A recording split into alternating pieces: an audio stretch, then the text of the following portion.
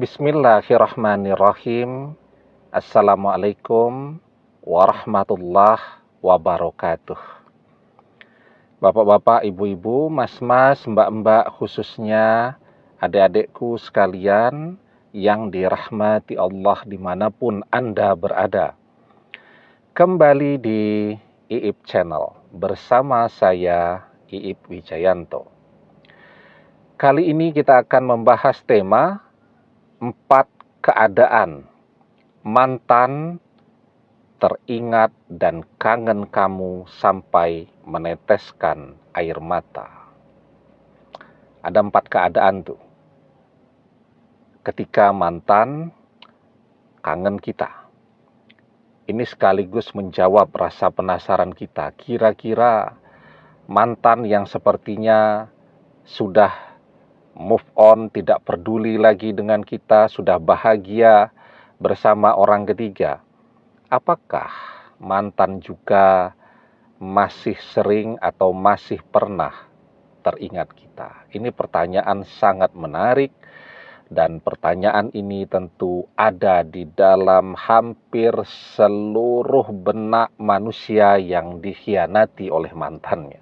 Nah, keadaannya yang pertama adalah ketika ada sesuatu yang mengingatkan mantan tentang kita.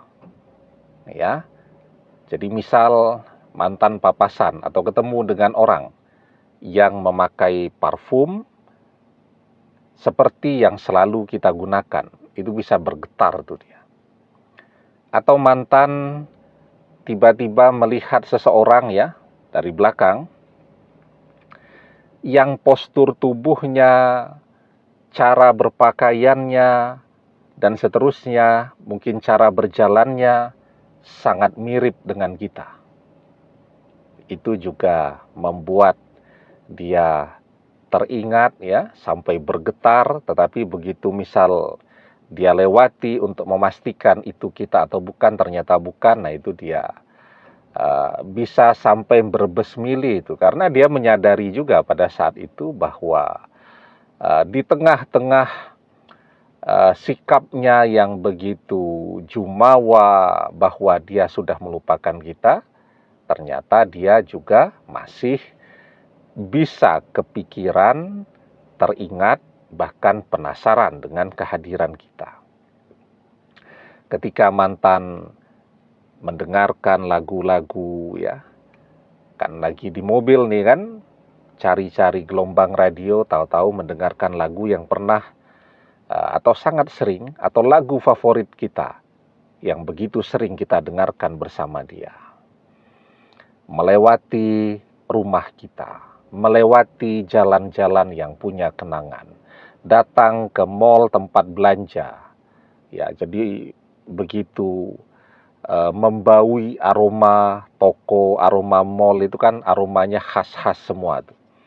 Ya, dan kita sering dulu ke sana sebulan sekali, sebulan 2 kali untuk belanja berbagai kebutuhan bersama dia. Nah, itu adalah keadaan pertama di mana mantan bisa teringat kita sampai meneteskan air mata ya.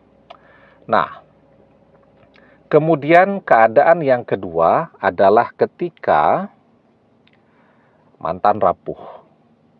Ya, mantan mulai merasakan pengkhianatan, dikecewakan, dan seterusnya oleh orang ketiga yang bersama dia ya. Ketika mantan rapuh itu kan, otomatis kenangan-kenangan saat masih bersama kita, kenangan tentang kesetiaan kita ya, dedikasi cinta kita yang begitu luar biasa, pengabdian kita kepada dia ya, ketulusan kita mencintai dia, nah itu otomatis tuh akan langsung muncul tuh memorinya ketika dia mulai merasakan betapa pedihnya dikhianati, dikecewakan oleh orang ketiga pada saat ini. Karena memang tabiatnya hati itu seperti itu.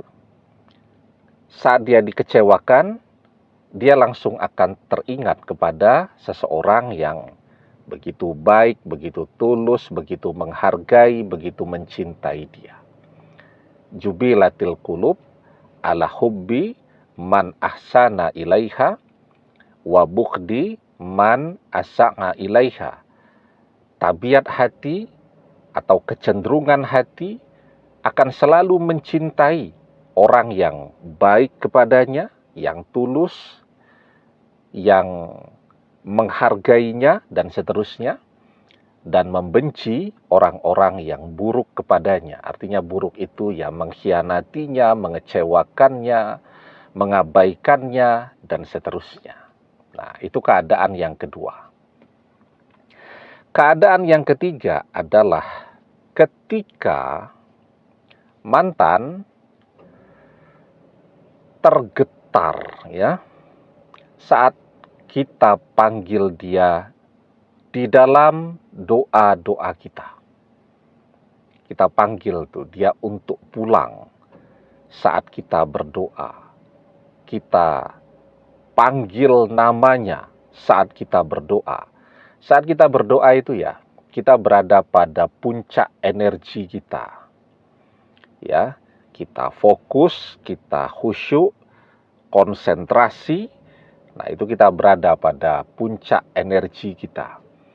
Kita sudah sering membahas tuh, ketika orang memikirkan seseorang, maka secara otomatis pikirannya dan pikiran orang yang dia pikirkan itu langsung terhubung.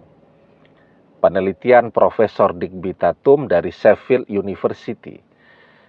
Karena kata Profesor Digby Tatum, pikiran manusia itu bekerjanya seperti halnya wifi. Kita mikirkan, langsung terkoneksi dengan orang yang kita pikirkan.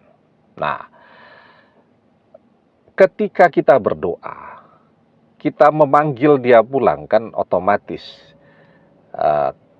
gambaran mantan itu kan langsung tervisualisasikan di dalam pikiran kita. Ya. Nah, saat kita berdoa itu kan kita sedang berada pada puncak energi kita dan kita memancarkan sinyal itu kepada mantan, dan itu akan otomatis membuat mantan bergetar ya. Ketika kita berdoanya cukup lama, misal tidak tergesa-gesa 5 menit, 10 menit kita berdoa. Nah, itu akan menggetarkan terus hati dan pikirannya sampai membuat dia meneteskan air mata ya. Dan jangan lupakan itu. Saat kita berdoa ya, kalau kita berdoa itu apa yang kita inginkan, kita munculkan di dalam pikiran kita. Ya. Kalau kita sedang sholat, kita khusyuk. Artinya apa? Artinya jangan memikirkan dunia atau memikirkan berbagai pekerjaan, ya, cinta, pertemanan, persahabatan, dan seterusnya. Kalau sholat kita harus khusyuk. Ketika pikiran kita melayang, maka harus kita tarik kembali. Caranya bagaimana? Dengan memahami, memaknai, menghayati bacaan sholat kita. Nah, itu caranya tuh, agar kita bisa khusyuk. Fokus, konsentrasi ketika kita sholat, agar kita tidak memikirkan yang lain-lain. Nah, itu ketika kita sholat. Kalau sudah beres sholatnya, kita berdoa. Nah, ketika kita berdoa itulah, ya, apa yang menjadi keinginan kita itu tadi, kita munculkan di dalam pikiran kita. Jadi hati kita berdoa, lisan kita berdoa, pikiran kita juga berdoa. Karena apa yang kita pikirkan itu sesungguhnya itu adalah doa yang kita langsung pancarkan sinyalnya ke langit. Iza tamanna ahadukum falyaksir fa innama yas'alu rabbahu azza wa jalla. Ketika salah seorang di antara kalian berangan-angan, maka perbanyaklah, maksudnya perbanyaklah berangan-angan yang baik. Karena sesungguhnya saat itu dia sedang meminta kepada Robnya, Allah Azza wa Jalla. Nah, itu keadaan yang ketiga ketika kita panggil dia di dalam doa kita. Doa yang khusyuk, yang ketika kita berdoa,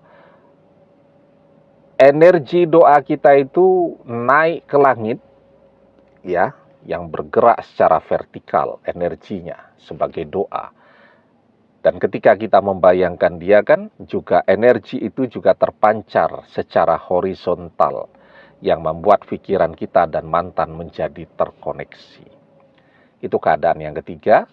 Kemudian keadaan yang keempat adalah ketika mantan saat ini, misal tanpa sengaja ada teman kita yang memposting foto dia bersama kita, kan sering seperti itu. Ya, sementara teman ini masih berteman dengan mantan di media sosial. Sementara kalau kita sudah diblokir.